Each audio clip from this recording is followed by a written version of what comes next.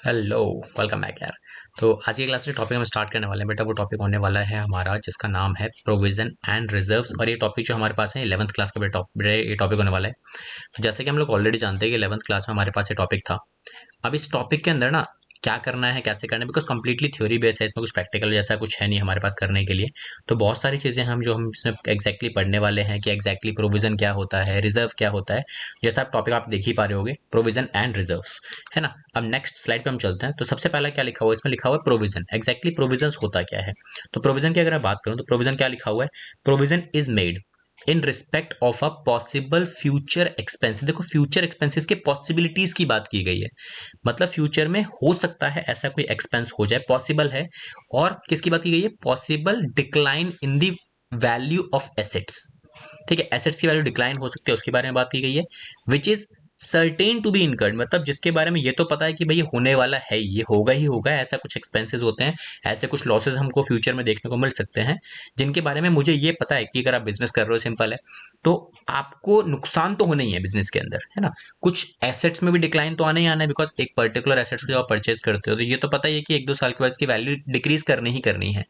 But आगे ध्यान देने वाली चीज क्या है, यहाँ लिखा हुआ है अनसर्टेन अमाउंट। अनसर्टेन अमाउंट का मतलब जिसका अमाउंट अनसर्टेन है। आप आज के टाइम पे बैठ के ये जस्टिफिकेशन नहीं दे सकते भाई इतना ही गिरेगा, या फ्यूचर में अगर कुछ लॉस होने वाला है, कोई एक्सपेंस आने वाला है, तो वो एक पर्टिकुलर रेंज में ही आएगा, उतना ही एक्सपेंस आएगा। ये आप आज के टाइम पर बैठ के जजमेंट नहीं ले सकते। तो ये बात समझ में आती है कि हमारे पास प्रोविजंस एग्जैक्टली एक ऐसे अमाउंट के लिए क्रिएट किया जाता है जहां पर फ्यूचर में पॉसिबिलिटी होती है हमारे पास, ठीक है, कि वो खर्चा होना है या फिर वो नुकसान होना है, हम उसके लिए क्रिएट करते हैं। इसीलिए हम क्या बोल सकते हैं, छोटा सा नोट और प्रोविजन को आपको और समझ में आएगा। इसका एक बाद एग्जांपल भी करा दूंगा मैं आपको, उसमें क्या लिखा हुआ है। अब देखो क्या लिखा है इसके अंदर, इसमें लिखा है प्रोविजन क्या है।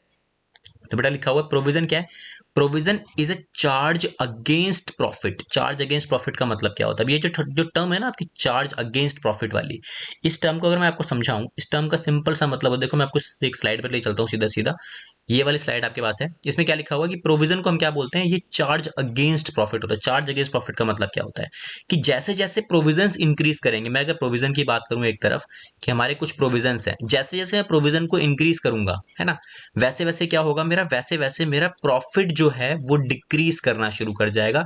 इस पूरे सिनेरियो को हम क्या बोलते हैं कि ये आपका प्रोविजन जो भी जितना भी चार्ज होगा उसको चार्ज अगेंस्ट प्रॉफिट कहा जाता है। कहते हैं ना, कोई भी चीज अगर आपके अगेंस्ट है, तो जितनी, कहते हैं एक एग्जांपल अगर बात करूं मैं आपके साथ, आपके अगर फ्रेंड्स ज्यादा हैं बहुत अच्छी बात है, लेकिन जितने ज्यादा फ्रेंड्स आपके अगेंस्ट होते जाएंगे उतनी प्रॉब्लम आपके लिए बढ़ती जाएगी। सेम सिनेरियो आप ले सकते हो, अगर प्रोविजन ज्यादा हो जाते हैं तो ये नेट प्रॉफिट के लिए खतरा बन जाता है।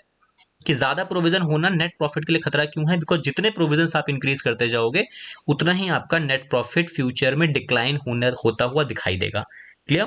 चलो जी, अब चलते हैं बेटा हम अपनी सेम उसी स्लाइड्स के ऊपर जिस पे हम बात कर रहे थे। ओके, तो बेटा देखो यहाँ क्या लिखा हुआ है, यहाँ लिखा हुआ है it means provision has to be made irrespective of business enterprise is earning enough profit और इनकरिंग लॉसेस। मतलब चार्ज अगेंस्ट प्रॉफिट की एक बात और है कि आप जब भी बिजनेस कर रहे हो तो प्रॉफिट कमाओ या मत कमाओ, उस बात से कोई फर्क नहीं पड़ता हमारे को।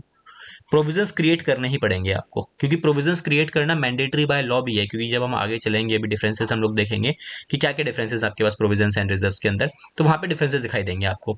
तो प्रोविजन जो है वो मैंडेटरी हो जाता है as per the law. Okay, तो ये सारी बातें आपको समझ में आनी चाहिए कि भाई प्रोविजन आपको क्रिएट करना इररिस्पेक्टिव है। इररिस्पेक्टिव का मतलब क्या है, आप प्रॉफिट जनरेट करो या फिर मत करो, हमें कोई फर्क नहीं पड़ता भाई, you have to create some provisions as per the law. और ये क्यों बोला गया है वो भी हम आगे सीखेंगे सारी चीजें। क्लियर। तो कुछ एग्जांपल देख लेते हैं बेटा। सबसे पहला एग्जांपल क्या है, एग्जांपल इसमें बोला गया एग्जांपल्स ऑफ प्रोविजंस। क्या बोला इसने बोला provision for depreciation on assets. जैसे देखो provision for depreciation on assets, assets के ऊपर प्रोविजन क्रिएट करना है आपको। मतलब एसेट्स अगर आपने परचेज किए हुए हैं, लाइक फिक्स एसेट्स, जितने भी हम फिक्स एसेट्स परचेज करते हैं ना, उन सभी के ऊपर क्या है, कुछ ना कुछ तो प्रोविजंस क्रिएट करते ही है ना। तो जितने भी फिक्स एसेट्स है, अब फिक्स में भी कौन से वाले एसेट्स पर डेप्रिसिएशन लगता है बेटा, सर टेंजिबल एसेट्स पे डेप्रिसिएशन लगता है केवल। तो जितने भी फिक्स वाले टेंजिबल एसेट्स हैं उन सभी के ऊपर क्या लगेगा बेटा, डेप्रिसिएशन चार्ज होगा। बट क्या उसकी सर्टेनिटी है आपको, क्या वो सर्टेन अमाउंट निकाल सकते हो कि जो वैल्यू मेरी डिक्रीज होने वाली है फ्यूचर में पर्टिकुलर एसेट्स की, वो हाँ इतनी ही इतनी डिक्रीज होगी। हम केवल प्रोविजंस बना के चलते हैं कि भाई देखो आपने कोई एसेट्स परचेज किया 10,000 रुपए का, ठीक है। अब वो एसेट्स अगर मान लो कि भाई 10% गिरेगा, तो क्या वो 10% ही गिरेगा, क्या ये सर्टेनिटी आपके पास है ना। जैसे मेरे पास परचेज वैल्यू हो गई किसी एसेट्स की, मैंने बोला अभी आपको 1,00,000 रुपए का मैंने एसेट्स परचेज किया। हमने क्या किया, हमने प्रोविजन लगा लिया भाई डेप्रिसिएशन का, कि डैप लगा दो भाई, ये काम करो 10% का डैप लगाओ, हमारा डेप्रिसिएशन हो चुका है ना।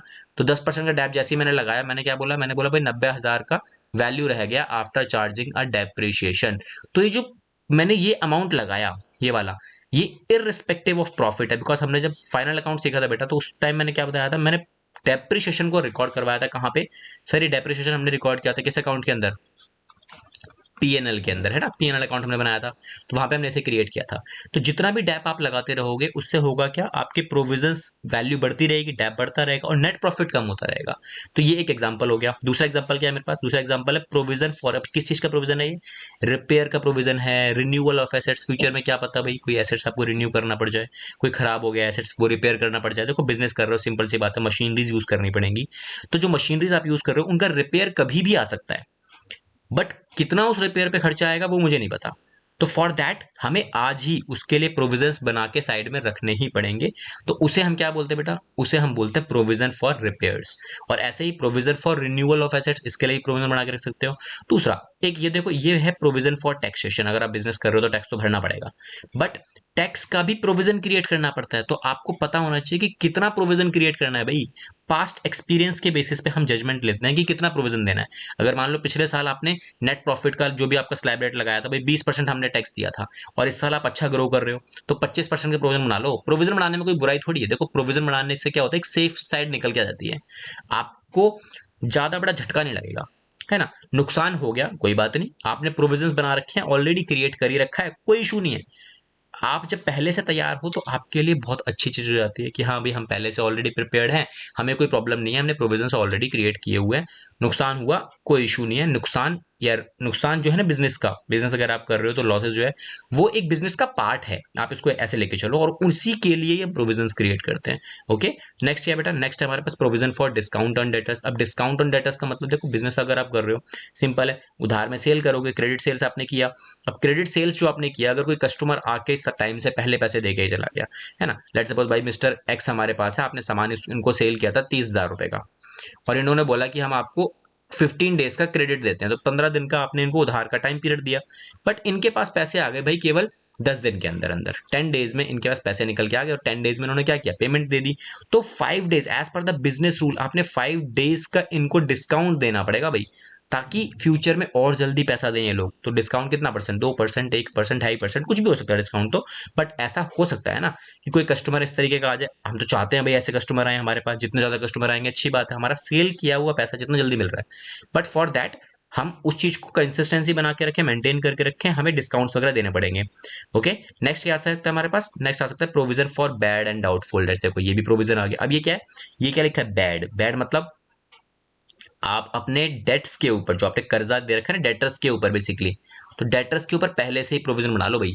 आपका अगर सेल हुआ है लेट सपोज 1,00,000 रुपए का, तो आप एक काम करो भाई, ठीक है, 1,00,000 में से कुछ परसेंटेज आप ये क्रिएट कर लो कि भाई आपको, मान लो कि भैया आपका पैसा डूबेगा ही डूबेगा, है ना। तो हम क्या करेंगे, कितना पैसा डुबाएंगे, कितना पैसा करेंगे हम लोग, तो वो आप देख ले रहे हैं, ठीक है। ये अब नहीं हो रहा है, एक बार चेक कर लेते हैं, ठीक है जी। तो चलो एक बार और देखते हैं अब क्या क्या चीज आपको करनी है। सबसे पहले देखो, अब प्रोविजन आपने क्रिएट किया, आपने मान लिया भाई 10% आपका डूबेगा। अब 10% डूबेगा इसका मतलब क्या हुआ, सर 90,000 तो रिसीव हो ही जाएगा ना। तो आपने अगर 10% डूबने का प्रोविजन क्रिएट कर लिया है, तो आप मान के बैठे हो भाई डूबेगा डूबेगा, डूब गया तो कोई प्रॉब्लम नहीं है, आप ऑलरेडी प्रिपेयर्ड हो कि भाई मेरा 10,000 रुपीज का लॉस हो जाता है ऑन एन एवरेज बेसिस किसी भी तरीके, बिकॉज यार कस्टमर तो हर तरीके का होता है मार्केट में। अब कैसा कस्टमर है, क्या कर रहा है, पैसे दे रहा है नहीं दे रहा है, तो वो आपके ऊपर डिपेंड नहीं करता, वो हर तरीके के बंदे मार्केट में घूमते हैं। क्लियर। तो अब हम क्या करेंगे इसके बाद, हम जब प्रोविजन बना लेते हैं तो इसके लिए भी प्रोविजंस क्रिएट करने पड़ेंगे आपको। ओके, तो आई गेस ये वाली स्लाइड क्लियर होगी आपको। नेक्स्ट चलते हैं हम लोग अपनी अगली स्लाइड के ऊपर। तो अगली स्लाइड जो हमारे पास अवेलेबल है उस स्लाइड में क्या क्या लिखा हुआ है एक बार चेकआउट कर सकते हो। तो यहाँ लिखा हुआ है रिजर्व्स। अब रिजर्व्स के बारे में अगर बात करें तो रिजर्व्स क्या है हमारे पास। तो अगला जो टॉपिक हमारे पास है दैट इज रिजर्व। रिजर्व की अगर हम बात करें तो बेटा रिजर्व एग्जैक्टली कैसे काम करता है।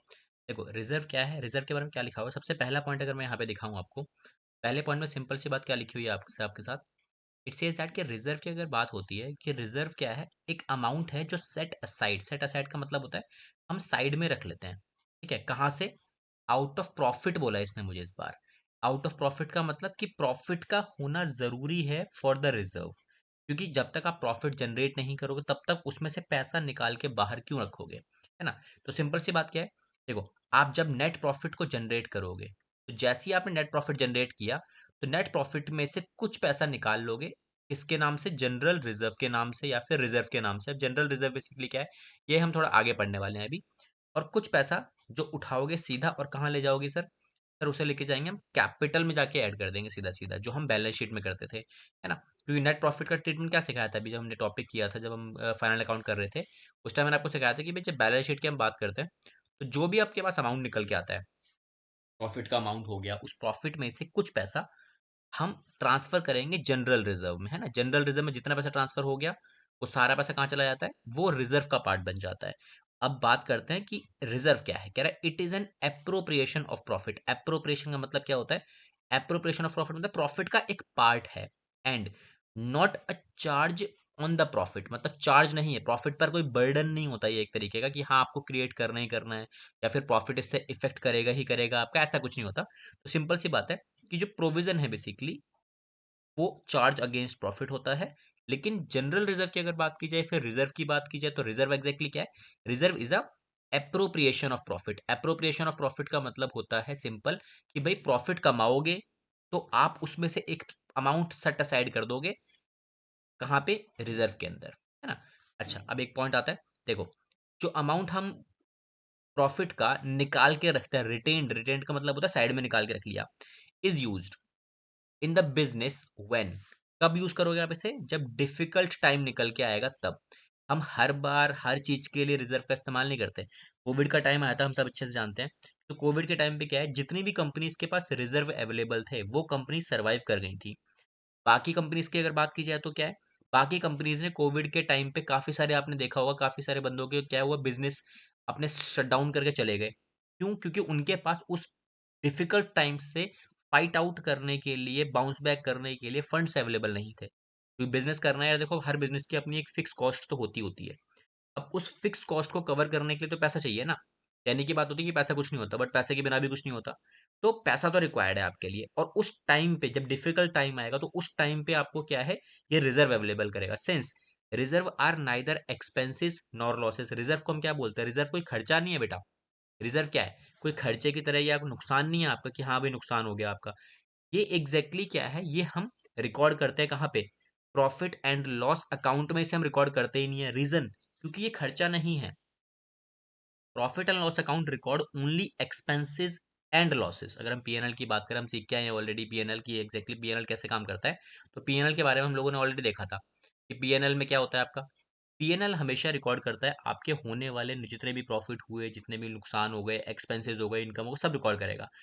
तो ये सर कहाँ रिकॉर्ड होता है बेटा, ये रिकॉर्ड होता है profit and loss appropriation account के अंदर। तो सर ये क्या है, ये एक दूसरा अकाउंट है जो आपके प्रॉफिट को, मतलब प्रॉफिट कमाने के बाद हम इस प्रॉफिट का क्या क्या करेंगे, इस प्रॉफिट को किस तरीके से डिवाइड किया जाएगा, कितना पैसा रखा जाएगा, कितना पैसा आप रिकॉर्ड करोगे, कितना पैसा कैपिटल में जाएगा, वो सब चीजें आप रिकॉर्ड करते हो। तो वो कौन, उस अकाउंट का नाम क्या होता है बेटा, उस अकाउंट का नाम होता है profit and loss appropriation account, है ना। ट्वेल्थ क्लास में जब आप आओगे आपके पास पहली 3 बुक हैं। फर्स्ट जो बुक आपके पास आएगी वो होगी पार्टनरशिप अकाउंट। पार्टनरशिप अकाउंटिंग के अंदर आप वहां देखोगे कि जो प्रॉफिट हमने कमाया उस प्रॉफिट के बाद हम उस प्रॉफिट का करते क्या एग्जैक्टली। तो अगला काम आता है डिस्ट्रीब्यूशन का, कि भाई हम वहां डिसाइड करते हैं कि इस प्रॉफिट का करना क्या है, कि भाई किस किस को कितना कितना प्रॉफिट देना है। लाइक पार्टनर, सब सिंपल सी बात है, बीएसटी में पढ़ा होगा ना टाइप्स ऑफ बिजनेसेस में, कि भाई पार्टनर हो गया हमारे पास 3 पार्टनर है, ए पार्टनर हो गया मिस्टर मेरा, बी पार्टनर होगा, सी पार्टनर हो गया। तो इन तीनों को अपने इस प्रॉफिट में से कितना पैसा मिलेगा, वो सब डिस्ट्रीब्यूशन कहाँ होता है? वो डिस्ट्रीब्यूशन होता है profit and loss appropriation account में। वहीं पर हम ये भी डिसाइड करते हैं कि भाई इस प्रॉफिट में से कितना पैसा आपका रिजर्व में ट्रांसफर होगा, है ना?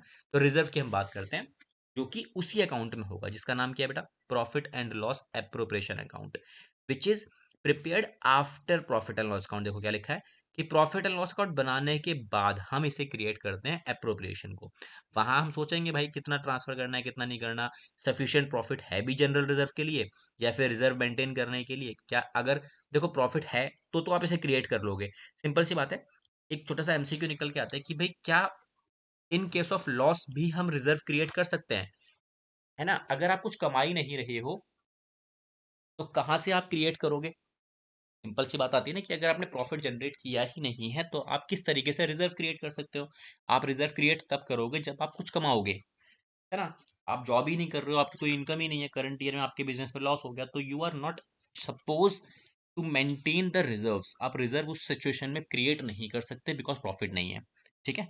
तो जब आप प्रॉफिट कमाओगे तो ही आप रिजर्व क्रिएट कर सकते हो। तो ये बात आपको समझ में आनी चाहिए। क्लियर?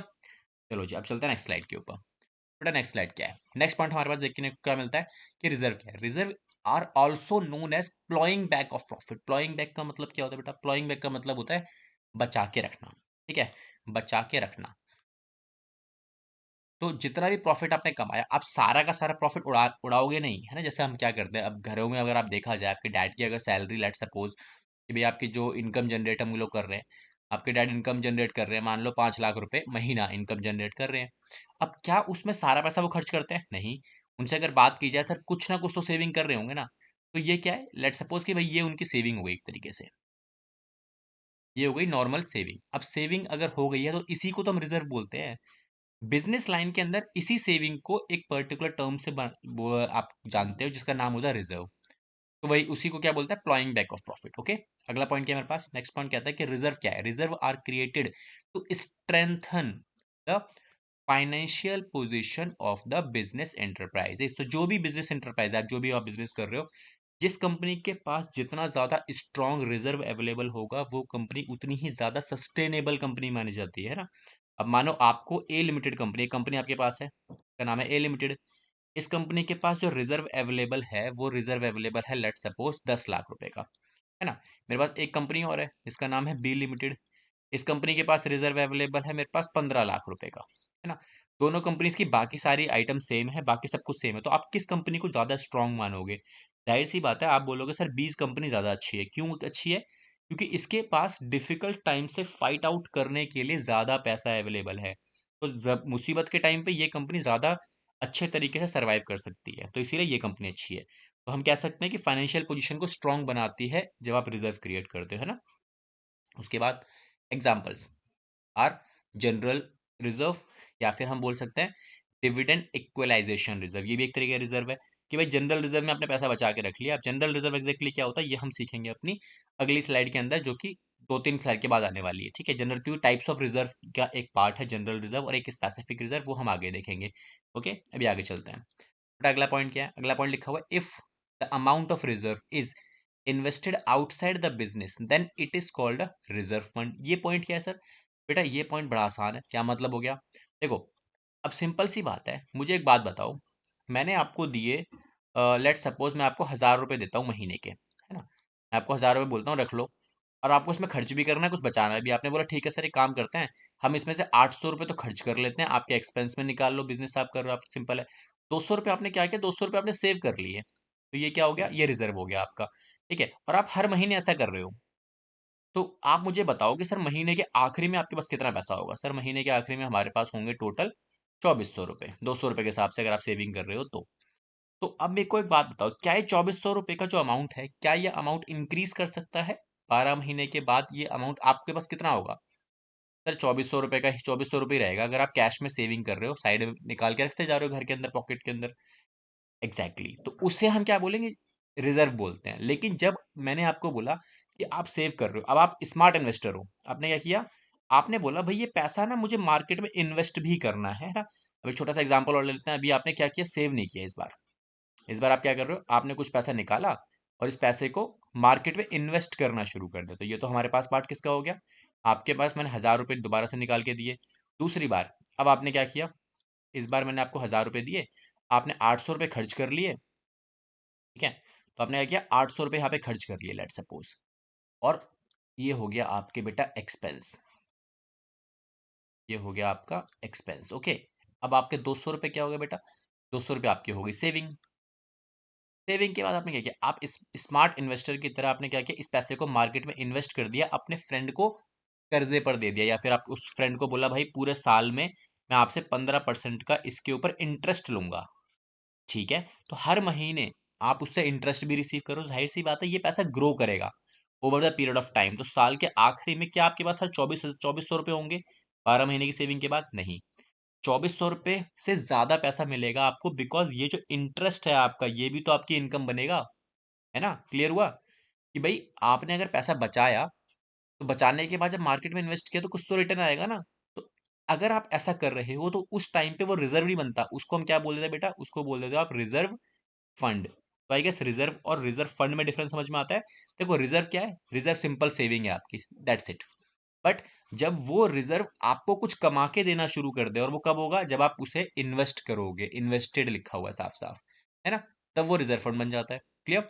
सेट, अब आ जाओ नेक्स्ट पॉइंट पे, क्या लिखा हुआ है, creation of reserve does not reduce the net profit. आप जब रिजर्व क्रिएट कर रहे हो तो उस टाइम पे ना आपका जो प्रॉफिट है वो रिड्यूस नहीं करता। क्यों रिड्यूस नहीं करता? बिकॉज प्रॉफिट तो कैलकुलेट करने के बाद ही हम रिजर्व क्रिएट करते हैं। This only reduce a divisible profit. हाँ, डिविजिबल प्रॉफिट जरूर रिड्यूस करेगा। अब ये क्या पॉइंट है, देखो आपने लेट सपोज कि नेट प्रॉफिट जनरेट किया 10,000 रुपए का, आपने क्या किया, अब रिजर्व क्रिएट किया, आपने बोला भाई इसमें से काम करते हैं 1000 रुपए सेव कर लेते हैं, बाकी जो बचे 9,000 रुपए बचे, कितने इसमें से सर 9,000। इसको एक काम करो, दो पार्टनर हैं हमारे पास, एक हो गया ए, एक हो गया बी, इनमें बांट देते हैं इक्वली, क्योंकि पार्टनर्स कौन है, इक्वल पार्टनर्स है, दो लोगों ने बिजनेस स्टार्ट किया था। तो देखो डिविजिबल प्रॉफिट क्या है, ये डिविजिबल प्रॉफिट है। जैसे ही हमने रिजर्व क्रिएट किया, मैंने 10,000 में से क्या किया, 1000 रुपए साइड कर दिए रिजर्व के नाम से, तो रिजर्व के नाम, रिजर्व क्रिएट करने से मेरा नेट प्रॉफिट पे कोई इफेक्ट नहीं आया, नेट प्रॉफिट 10,000 का 10,000 ही है।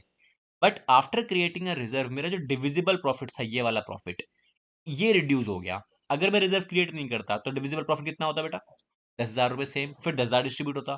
ठीक है, आई गेस ये टॉपिक क्लियर होगा। ठीक है सर, आगे चलते हैं बेटा। ओके, तो नेक्स्ट स्लाइड आपके सामने अवेलेबल है बेटा। इस स्लाइड के अंदर क्या बोला हुआ है, आपको क्या क्या समझ में आ रहा है इस स्लाइड के अंदर?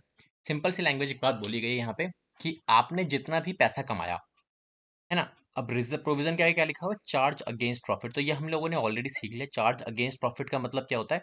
अगर मैं यहाँ पे रखूँ नेट प्रॉफिट, ठीक है, मैंने रखा नेट प्रॉफिट, तो नेट प्रॉफिट क्रिएट करने से पहले हम लोग क्या क्रिएट करते हैं बेटा, सबसे पहले, इसी से पहले सारे के सारे प्रोविजंस यहीं क्रिएट हो जाएंगे।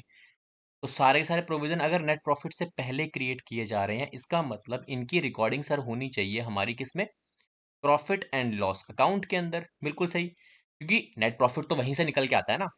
और जैसे ही हमने नेट प्रॉफिट क्रिएट कर लिया, हमने पता लगा लिया भाई हमको प्रॉफिट ही हुआ है बिजनेस के अंदर, है ना, उसके बाद हम क्या करेंगे, हम उसके बाद सर क्रिएट करेंगे अपने पास रिजर्व्स। अब हम देखेंगे पैसा आ चुका है, सफिशिएंट अवेलेबल है, तो एक काम करो भाई, बचत के बारे में सोचना शुरू कर दो, है ना। तो हम क्या करेंगे, रिजर्व क्रिएट करेंगे। तो इसीलिए रिजर्व को क्या बोला जाता है, एप्रोप्रिएशन ऑफ प्रॉफिट के नाम से जाना जाता है, कि भाई नेट प्रॉफिट में से कुछ पैसा निकाल के मैंने बाहर रख लिया रिजर्व में, और फिर जो बचा वो मैंने उठाए कहाँ डाल दिया, वो मैंने उठा के ऑनर को दे दिया, भाई ये पकड़ो, बिजनेस से हमने इतना पैसा कमाया है, ये आपका हो गया। बट बिजनेस के फ्यूचर में कुछ डिफिकल्ट टाइम आया, उसके लिए हमने कुछ पैसा बचा के रख लिया, जिसका नाम क्या है बेटा, रिजर्व है। सिंपल सा बात। ओके, तो ये तो पॉइंट हम लोग ऑलरेडी बहुत बार कवर कर चुके हैं अभी स्टार्टिंग में, कि चार्ज अगेंस्ट प्रॉफिट क्या होता है, एप्रोप्रिएशन ऑफ प्रॉफिट क्या होता है, तो इसमें कोई दिक्कत नहीं होगी आपको। इनफैक्ट अगर कोई दिक्कत है तो आप कमेंट कर सकते हो, वहाँ पे मैं आपको क्लियर कर दूंगा। ओके, अब द मोस्ट इंपॉर्टेंट स्लाइड हमारी आने वाली है, बिकॉज यहाँ पर हम लोग जो सीखेंगे ना, वो एग्जाम में भी आएगा आपको। ओके, देखो क्या है बेटा, सबसे पहले इसमें बोला मेरे को कि भाई डिफरेंस बताओ, क्या डिफरेंस होता है हमारा प्रोविजन एंड रिजर्व्स के अंदर। तो ये डिफरेंसेस ना आप बहुत आराम से समझना शुरू कर दोगे अभी अभी, क्योंकि हम सारे पॉइंट ऑलरेडी कवर कर ही चुके हैं। तो पहला पॉइंट क्या लिखा हुआ है मेरे को, डिफरेंस किसके बेसिस पे, मीनिंग के बेसिस पे। तो मीनिंग में क्या लिखा हुआ है, प्रोविजन क्या है बेटा, it is created to meet a known liability. हम इसे क्यों क्रिएट करते हैं, हम इसे क्रिएट इसलिए करते हैं क्योंकि हमें पता है कि भाई कुछ फ्यूचर में एक लाइबिलिटी आने वाली है, कोई एक्सपेंस आने वाला है ऐसा जो आएगा ही आएगा, बट उसका अमाउंट बेटा क्या है, अमाउंट अनसर्टेन अमाउंट होता है। ये हमने ऑलरेडी कैलकुलेट कर लिया था, ये पॉइंट भी आगे मिल जाएगा। आगे क्या लिखा है, हम इसे क्रिएट क्यों करते हैं, क्या it is created to strengthen the financial position of the business, है ना, बिजनेस की फाइनेंशियल पोजीशन को स्ट्रेंथन मतलब स्ट्रॉन्ग करने के लिए हम लोग इसे क्रिएट करते हैं, ताकि फाइनेंशियली हम लोग स्ट्रॉन्ग नजर आए कि भाई हमारे पास पैसा अवेलेबल है, एक्स्ट्रा पैसा अवेलेबल है, तो जो हमारे फ्यूचर में हमें हेल्प करेगा। ओके, इसके बाद चार्ज और अप्रोप्रिएशन, ये तो हम पॉइंट पढ़ ही चुके हैं, इसको ऑलरेडी आप कवर कर चुके हो कि प्रोविजन क्या है, चार्ज अगेंस्ट प्रॉफिट होता है। रिजर्व क्या है बेटा, रिजर्व होता है बेटा अप्रोप्रिएशन ऑफ प्रॉफिट होता है, तो ये हम कवर कर चुके हैं ऑलरेडी। इसके बाद बात हो दोनों को क्रिएट करने का ऑब्जेक्टिव क्या होता है बेटा, सबसे पहले हम देखते हैं इसका ऑब्जेक्टिव क्या है। तो अगर प्रोविजन की बात करूं, प्रोविजन का ऑब्जेक्टिव क्या होता है, is to provide for known liability losses या फिर वगैरह, but can not be calculated accurately, आप उसे एक्यूरेटली कैलकुलेट नहीं कर सकते। हम केवल ऐसी लाइबिलिटीज के लिए जो होने वाली हैं, फ्यूचर में हो सकता है ऐसा कुछ होगा, हम उसी के लिए से क्रिएट करते हैं। बस इसका ऑब्जेक्टिव यही होता है, सिंपल सा। इसका ऑब्जेक्टिव क्या है बेटा, ऑब्जेक्टिव एग्जैक्टली सेम लैंग्वेज आप यूज कर सकते हो ऊपर वाली, कि बिजनेस की फाइनेंशियल पोजीशन को हमें स्ट्रांग बनाना होता है, ताकि हम क्या कर सकें, टू मीट अनफॉरसीन लाइबिलिटीज, मतलब फ्यूचर में आने वाला कुछ नुकसान हुआ जिसके बारे में आपको आज नहीं पता कि फ्यूचर में कौन सा नुकसान आ सकता है, ठीक है, तो उस टाइम पे पैसे की रिक्वायरमेंट पड़ेगी आपको, बिकॉज बुरे वक्त में भाई पैसा ही काम आता है, ठीक है। तो उसके लिए हम रिजर्व क्रिएट करते हैं, और कोई मोटिव रिजर्व क्रिएट करने का नहीं होता। ऑब्जेक्टिव के पॉइंट ऑफ व्यू से देखा जाए तो ये हमारा ऑब्जेक्टिव हो गया। ओके, नेक्स्ट पॉइंट में अब देखो इफेक्ट ऑफ प्रॉफिट, ये हमने अभी सीखा था कि इफेक्ट ऑफ प्रॉफिट का मतलब कि भाई प्रॉफिट पे हमारा क्या इफेक्ट पड़ेगा। सर प्रॉफिट पे क्या इफेक्ट पड़ेगा, हमारा मतलब बेटा प्रॉफिट पे क्या इफेक्ट आएगा। देखो जो प्रोविजन है वो क्या है, वो कहाँ डेबिट करते हो आप, वो डेबिट करते हैं सर हम कहाँ पे, प्रॉफिट एंड लॉस अकाउंट के अंदर, है ना। Hence profit is reduced, because बताया था ना, प्रॉफिट आपका प्रोविजन जितना इंक्रीज करेगा प्रॉफिट ऑटोमेटिकली डिक्रीज करेगा, है ना। देखो प्रोविजन अगर आपका बढ़ेगा तो सिंपल सी बात है, जो भी आपका नेट प्रॉफिट है वो आपका डिक्रीज होना शुरू हो जाएगा, है ना। इसीलिए क्या है, प्रॉफिट को हम रिकॉर्ड करते हैं प्रॉफिट एंड लॉस एप्रोप्रिएशन में। लेकिन अगर रिजर्व की बात करूँ तो रिजर्व क्या है, रिजर्व केवल डिविजिबल प्रॉफिट को रिड्यूस करता है ना। जो पार्टनर से डिवाइड करना, एग्जांपल मैंने आपको दिया था कि नेट प्रॉफिट आपने कमाया, कितना कमाया बेटा, 10,000 रुपये कमाया आपने, और 10,000 में से हमने काम किया 1,000 रुपये का रिजर्व क्रिएट कर दिया, 9,000 रुपये रख दिया साइड में, तो ये क्या हो गया, इसे बोलते हैं हम लोग डिविजिबल प्रॉफिट, डिस्ट्रीब्यूटेबल प्रॉफिट। अगर एक से ज्यादा पार्टनर्स अगर बिजनेस में हैं, दो लोगों ने मिलकर स्टार्ट किया है बिजनेस, तो वो जो पैसा बच गया, ये वाला आफ्टर क्रिएटिंग अ रिजर्व, तो ये पैसा बचा हुआ पैसा ये पार्टनर्स में डिवाइड होगा। ये हमने अभी अभी थोड़ी देर पहले सीखा था। ओके, अब आ जाओ नेक्स्ट पॉइंट के ऊपर। तो बड़ा नेक्स्ट पॉइंट क्या है, क्रिएशन। देखो provision is to be created even if there is or insufficient profit, मतलब इनसफिशिएंट प्रॉफिट है, प्रॉफिट हो चाहे ना हो, ये हमने बताया था आपको भी कि प्रॉफिट हो चाहे ना हो आपको इसे क्रिएट करना ही करना है ना। कि प्रॉफिट तो कैलकुलेट बाद में होता है ना आपका, क्योंकि नेट प्रॉफिट आपको कहाँ से मिलता है, सर मिलता है प्रॉफिट एंड लॉस अकाउंट से। तो profit and loss account create account बनाने से पहले, कंप्लीट करने से पहले ही हम प्रोविजन क्रिएट कर लेते हैं। तो प्रॉफिट पे तो को पता हो चाहे ना हो क्या ही फर्क पड़ता है ना। लेकिन रिजर्व कब क्रिएट होगा, ये भी पॉइंट मैंने समझाया था आपको कि रिजर्व क्रिएट केवल और केवल तभी होगा जब एडिक्वेट प्रॉफिट होगा आपके पास। वट इफ सर लॉस हो जाए, बेटा लॉस के केस में आप सेविंग कैसे कर सकते हो, है ना। सेविंग करने के लिए आपके पास पैसा होना चाहिए ना हाथ में, तभी तो सेव करोगे। खाने पीने के लाले पड़े हैं भाई, लॉस में कंपनी जा रही है और आप बोल रहे हो सेविंग कर लो, अबे सेविंग कैसे होगी भाई। सेविंग करने के लिए क्या चाहिए, आपको चाहिए पैसा, प्रॉफिट, तब जाके पैसा सेव होता है ना। ठीक है, अब आ जाओ अगले पॉइंट पे। अगला पॉइंट क्या लिखा है, मोड ऑफ क्रिएशन, क्रिएट कैसे करते हैं। देखो प्रोविजन क्रिएट करने का तरीका क्या होता है, सिंपली आप डेबिट कर दो, कहाँ पे डेबिट करना है बेटा, प्रॉफिट एंड लॉस अकाउंट के अंदर, सिंपल। और इसे इसको क्रिएट कैसे करते हैं, इसको क्रिएट करने के लिए क्या कौन सा अकाउंट बताया था मैंने आपको, profit and loss appropriation account, तो यहाँ से इसे क्रिएट कर सकते हो। इन्वेस्टमेंट, क्या प्रोविजन को आप मार्केट में इन्वेस्ट कर सकते हो, नहीं कर सकते, क्योंकि ये रिजर्व नहीं है आपका, इसीलिए आप इसे इन्वेस्ट नहीं कर सकते। तो it can not be invested outside the business, business के बाहर आप इस पैसे को चाहकर भी इन्वेस्ट नहीं कर सकते। लेकिन रिजर्व को कर सकते हैं, बिल्कुल कर सकता है, बताया था ना मैंने आपको, 15% अपने फ्रेंड को लोन दिया था आपने, तो ये पैसा बाहर आप रिजर्व कर सकते हो। तो जल्दी से बताओ कि अगर मैं रिजर्व को मार्केट में इन्वेस्ट करता हूं तो वो किस नाम से जाना जाता है ना। ये बताया था ना मैंने आपको, क्या लिखवाया था, रिजर्व फंड बन जाता है वो, अगर मैंने उसको मार्केट में इन्वेस्ट कर दिया तो। अगर इन्वेस्ट नहीं किया तो वो रिजर्व है, इन्वेस्ट कर दिया तो वो रिजर्व फंड के नाम से आएगा। नेसेसिटीज की बात करते हैं कि कौन सा जरूरी है। देखो नेसेसिटी के पॉइंट पे बात कीजिए कि प्रोविजन जो है ना, प्रोविजन क्रिएट करना नेसेसरी बन जाता है भाई, बिजनेस के पॉइंट ऑफ व्यू से भी और कानून के पॉइंट ऑफ व्यू से ये आपको क्रिएट करना ही पड़ेगा। बट रिजर्व, अबे सेविंग करना किसी से पूछ के थोड़ी की जाती है, कोई बोलेगा थोड़ी भाई पैसा सेव करना जरूरी है, बिल्कुल जरूरी है।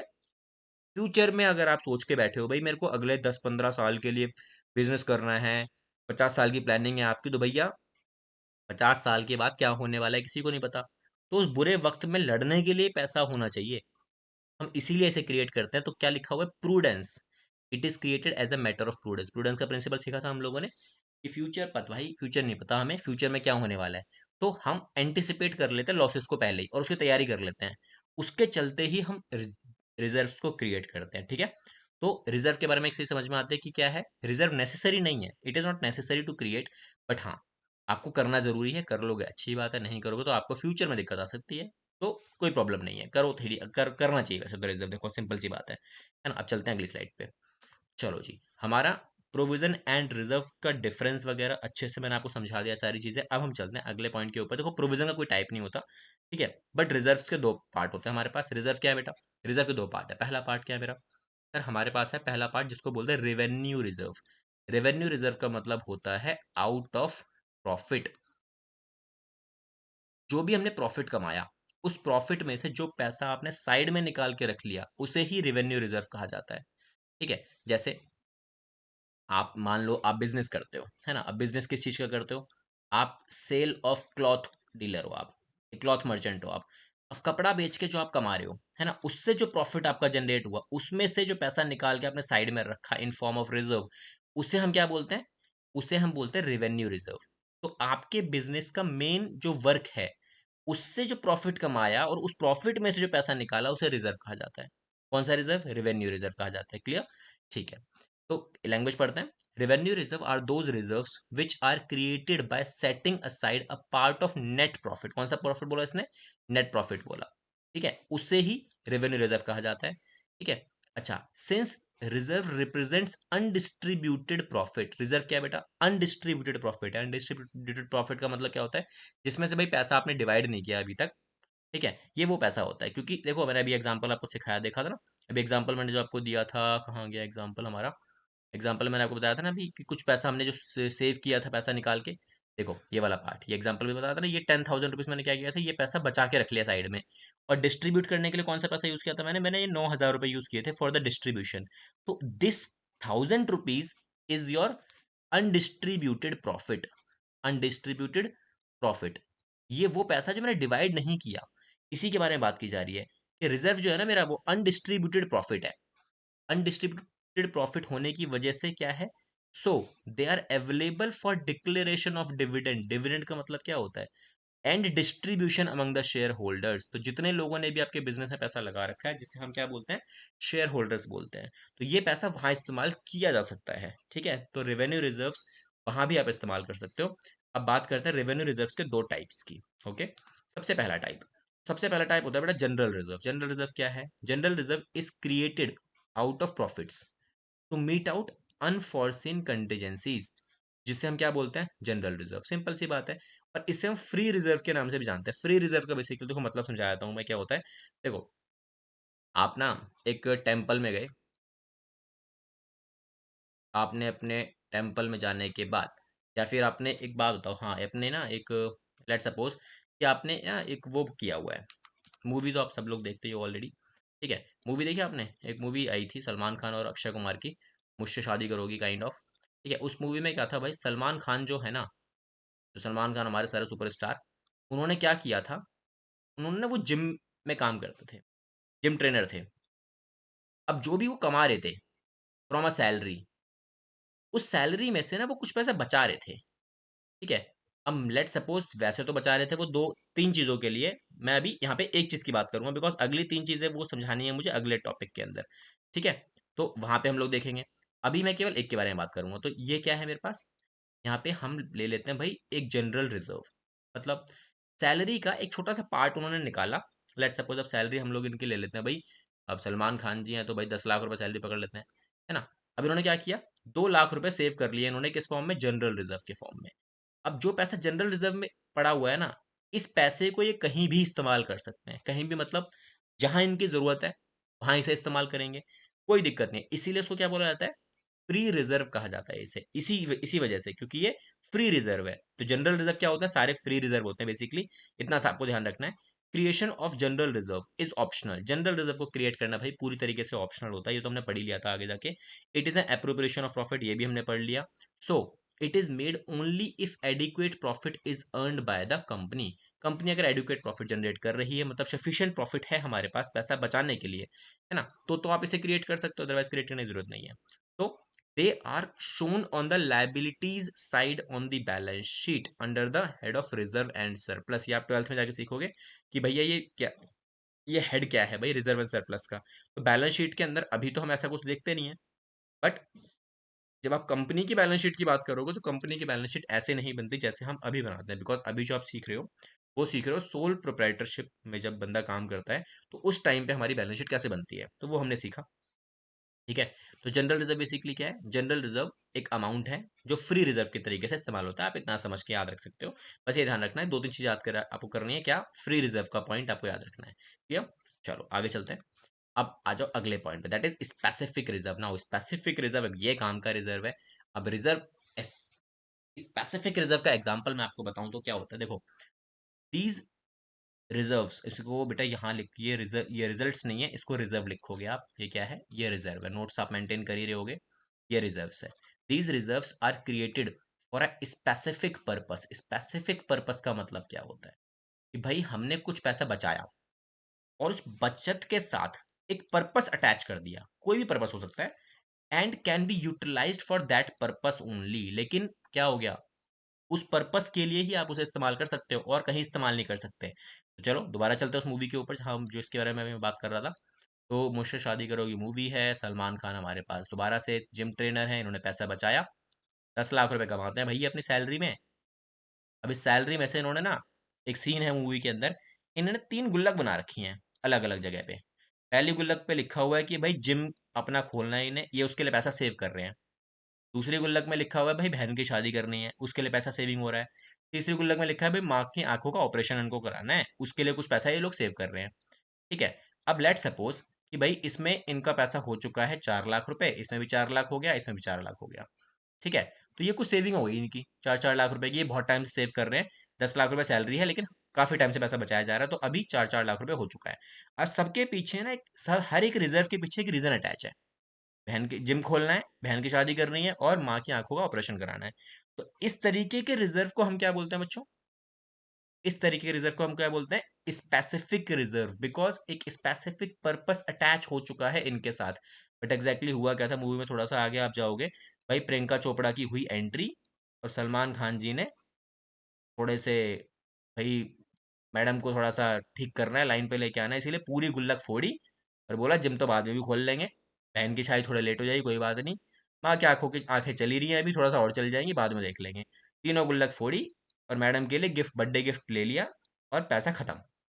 Jokes apart. ठीक है। तो ये ऐसा नहीं होता, लेकिन स्पेसिफिक रिजर्व का इस्तेमाल केवल उस पर्पस के लिए ही किया जाएगा जिस पर्पस के लिए उनको क्रिएट किया गया है। ओके, चलो। ऐसे एग्जांपल में क्या लिखा है? Dividend equalisation reserve, debenture redemption reserve, workmen compensation reserve, investment fluctuation reserve, ये कुछ एग्जांपल्स हमारे पास हैं। तो देखो सबके रिजर्व के आगे ना इनके सबके रीजन लिखे हुए हैं। ये क्या है? डिबेंचर रिडम्पशन रिजर्व, इसका रीजन ये है। इस रिजर्व का रीजन क्या है? वर्क्समैन कंपनसेशन रिजर्व है। इस रिजर्व का रीजन क्या है? Investor fluctuation. तो हर रिजर्व के आगे ना इनका स्पेसिफिक रीजन अवेलेबल है कि भैया इन रिजर्व को क्रिएट किस पर्पस के लिए किया गया है। ये कुछ एग्जांपल्स आप अपने सॉल्यूशन में जब आप लिखोगे तो वहां फ्रेम करके दे सकते हो। ठीक है, अगली स्लाइड पे चलते हैं। अगला क्या है? नेक्स्ट रिजर्व होता है मेरे पास बेटा, जिसका नाम होता है क्या? Capital reserve. अभी कैपिटल रिजर्व बेटा क्या होता है? अभी जो हमने टाइप देखे वो देखे थे हमने किसके? रेवेन्यू रिजर्व्स के 2 टाइप्स थे हमारे पास। अब हम देखने वाले हैं किसके? कैपिटल रिजर्व के 2 टाइप। तो कैपिटल रिजर्व बेसिकली क्या होता है? कैपिटल रिजर्व सिंपल है, ज्यादा प्रॉब्लम नहीं है। कैपिटल रिजर्व किससे क्रिएट होता है बेटा? ये देखो, ये लिखा हुआ है out of capital profits. Now what is capital profits? Capital profit generally क्या है? एक ऐसा प्रॉफिट होता है जो रेगुलर बेसिस पे नहीं होता। जैसे अगर मैं बात करूं, भैया बिजनेस कर रहे हो, ये हमारे पास हो गई लेट्स सपोज बी लिमिटेड। अब इस बी लिमिटेड ने एक प्रॉपर्टी सेल कर दी, सेल ऑफ लैंड, जो कि क्या है मेरे पास एक सिर्फ फिक्स एसेट्स होता है सेल ऑफ लैंड, है ना। अब ये मैंने सेल कर दिया, अब जैसे ही मैंने इसको सेल किया तो लेट सपोज इस सेल के ऊपर मुझे हो गया प्रॉफिट। जो भी हमारे को प्रॉफिट हुआ मेरे को यहाँ लगा लेते हैं 3 लाख रुपए का प्रॉपर्टी पे सेल किया हुआ प्रॉफिट। अब ये जो प्रॉफिट है ना, इसे मैं रेवेन्यू प्रॉफिट नहीं बोल सकता, इसे मैं क्या बोलूँ बच्चों? सर इसे हम बोलेंगे कैपिटल प्रॉफिट, ठीक है। तो ये कैपिटल प्रॉफिट है। तो कैपिटल प्रॉफिट क्या होते हैं? ये generally cap out of capital profit, जो भी प्रॉफिट ये वाला हुआ, इस प्रॉफिट से हम क्या क्रिएट करेंगे? एक रिजर्व क्रिएट करेंगे, इस पैसे को बचा के रख लेंगे। और कहाँ रखेंगे? कैपिटल रिजर्व के अंदर, ठीक है। आर कैपिटल रिजर्व्स, जो कैपिटल प्रॉफिट से जनरेट होते हैं, ठीक है। आई क्या लिखा है? Such reserves generally are not available for the distribution as cash dividends among the shareholders of a company. मतलब ये जो पैसा है, ये पैसा कंपनी के ऑनर के बीच में डिवाइड नहीं किया जाएगा, ये नॉर्मल प्रॉफिट नहीं है। ये बिजनेस के होने वाले फ्यूचर नुकसान वगैरह के बारे में ही हम इसे इस्तेमाल कर सकते हैं, इसे कहीं और इस्तेमाल नहीं कर सकते। तो वो आपका हायर लेवल पे थोड़ा सा, अभी के लिए आप इतना समझ लो कि कैपिटल प्रॉफिट से जो रिजर्व्स क्रिएट किए जाते हैं उसे हम क्या बोलते हैं बच्चों? उसे हम बोलते हैं कैपिटल रिजर्व, ठीक है। कुछ एग्जांपल्स देख सकते हो आप, क्या लिखा हुआ है? Profit on sale of fix assets, ये देख लो, ये हमारा सेम एग्जांपल है। उसके बाद profit on revaluation of assets and liabilities, अब ये क्या है? ये 12th में आएगा आपका। Then security premium earned on issue of shares and debentures, ये भी 12th में आएगा। पर profit on purchase of running business, ये भी आपका 12th में देखने को मिलेगा। उसके बाद profit earned on forfeiture of shares, ये भी 12th में आएगा। Profit on redemption of preference debentures, ये भी 12th में आएगा। Profit prior to the incorporation of the company, ये भी 12th में आएगा, लेकिन थ्योरी में आएगा ये वाला पार्ट। आगे सब आपका प्रैक्टिकल पार्ट में 12th में आपको देखने को मिल जाएगा, ओके। तो वहां तक जाने की जरूरत नहीं है अभी, 11th लेवल पे आपके लिए केवल ये वाला सेक्शन इंपॉर्टेंट है। बाकी थोड़े बहुत इसके कुछ एग्जांपल्स थोड़े याद रख लेना, तो एक दो एग्जांपल बहुत है, काफी है। आगे चलते हैं। बट आगे जो स्लाइड मेरे पास अवेलेबल है उसमें क्या लिखा है? देखो, कैपिटल प्रॉफिट ऐसा नहीं कि आप इसे यूज नहीं कर सकते बेटा, कैपिटल प्रॉफिट हमेशा किया जा सकता है, लेकिन उसकी कुछ कंडीशंस हैं। कैपिटल प्रॉफिट को यूज करने का तरीका क्या है? एक जगह यूज कर सकते हो आप, to write off capital losses. देखो, आपको नुकसान हुआ, ठीक है। एक जगह आपके पास एक कैपिटल रिजर्व अवेलेबल कुछ पड़ा हुआ है, लेट सपोज 3 लाख रुपए पड़े हुए हैं, आप उस कैपिटल रिजर्व को यूज करना चाहते हो। तो अगर किसी दूसरे एसेट्स को सेल करते time, let suppose sale of furniture है मेरे पास, अब उन्हें फर्नीचर सेल किया, वहां पे सेल करते टाइम ना भाई मुझे लॉस हो गया, प्रॉफिट नहीं हुआ, लॉस हो गया मेरे को कितना? 2 लाख रुपए का। तो इस 2 लाख के लॉस को इस रिजर्व से हम कवर कर सकते हैं। तो दिस इज द केस जहां पर हम इस रिजर्व को यूज कर सकते हैं, कैपिटल कैपिटल रिजर्व को। क्या लिखा है? कैपिटल प्रॉफिट को यूज किया जा सकता है राइट ऑफ करने के लिए, मतलब खत्म करने के लिए। क्या खत्म करने के लिए? कैपिटल लॉस को। उसके बाद to issue of fully paid bonus shares, है ना, among the equity share holders. Equity share holders को अगर आपको बोनस में शेयर्स देने, मतलब फ्री ऑफ कॉस्ट शेयर्स देने, तब आप इसका इस्तेमाल कर सकते हो, कोई दिक्कत वाली वहां पे बात नहीं है, ओके। अच्छा, आगे पॉइंट दिया हुआ है कि how ever company can declare dividend out of capital profits. Company इस प्रॉफिट में से भी, अभी हमने एक पॉइंट पढ़ा था कि भाई कैपिटल प्रॉफिट को इस्तेमाल नहीं कर सकते आप डिविडेंड डिक्लेयर करने के लिए। डिविडेंड का मतलब होता है कि भाई इसको शेयर नहीं कर सकते आप शेयर होल्डर्स के साथ, कि भाई उनको पैसा देना है, इसमें से निकाल के नहीं देना है। बट हाँ, कुछ कंडीशंस ऐसी हैं जहां पर आप कर सकते हो, लेकिन कुछ फुलफिलमेंट्स करनी पड़ेगी। तो क्या लिखा है? Fulfilment of following conditions. अगर ये कंडीशन फुलफिल हो जाती हैं तब आप कर सकते हो। कंडीशन नंबर 1 क्या लिखा है?